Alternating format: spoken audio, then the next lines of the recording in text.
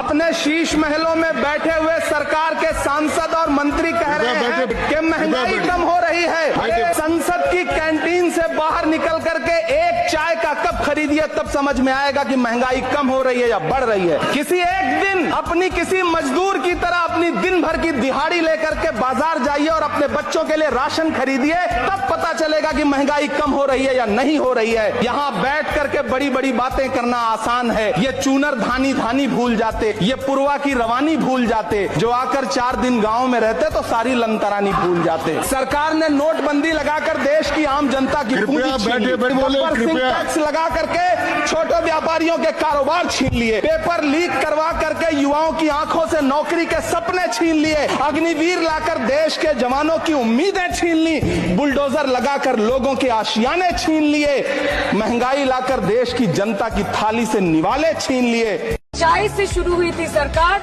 और गाय पे अटक गई और विकास की मौसी 10 साल में रास्ते में भटक गई। 2014 में जो किसान मोदी है तो मुमकिन है सोच के और अच्छे दिन के ख्वाब देख के बीजेपी को वोट दे रहा था, आज 10 साल बाद वो बोलता है कि मोदी है तो नामुमकिन है। शायद अभी वो किसान है भी नहीं। ये बोलते हैं कि गाय हमारी माता है पर माँ की रक्षा करना इन्हें नहीं आता है। आम आदमी के दूध, छाछ, लस्सी, दही, पनीर पर 5% की जीएसटी, क्रीम, कंडेंस्ड मिल्क, मक्खन, घी पर 12% की जीएसटी और अमीरों के हीरो पर सिर्फ 1.5% की जीएसटी। सरकार उनको रिलीफ नहीं देती है जो विदेश में जाके मिल्क शेक और लाते की चुस्कियां लगाते हैं। ये सरकार उनको रिलीफ नहीं देती जो आम आदमी 2 पैकेट दूध खरीदने से पहले 10 बार सोचता है। अरे उधर वाले, बता इसमें बुरा क्या है? हवा के 4 झोंके अगर इधर से भी गुजर जाए।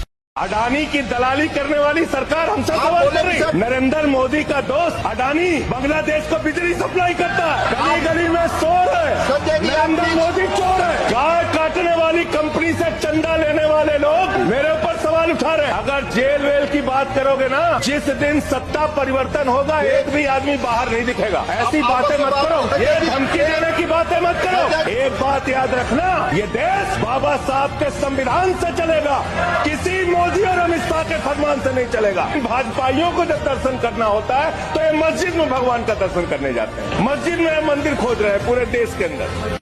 आप धज्जियां उड़ा रहे हो संविधान से। आपका मकसद क्या है? आपका मकसद तो हमें मालूम है, 2014 से हमें मालूम है आपका मकसद क्या रहा है। कभी घर वापसी, कभी लव जिहाद, कभी ट्रिपल तलाक, कभी सीएबी, कभी एनआरसी, फिर दोबारा एनआरसी, मतलब के फिर 370। आपका लक्ष्य हमें मालूम है, आपका लक्ष्य मालूम है, आपका नजरिया भी मालूम है। आप नाम से, किसी के नाम से पता करना चाहते हो, इस देश में वो रहे।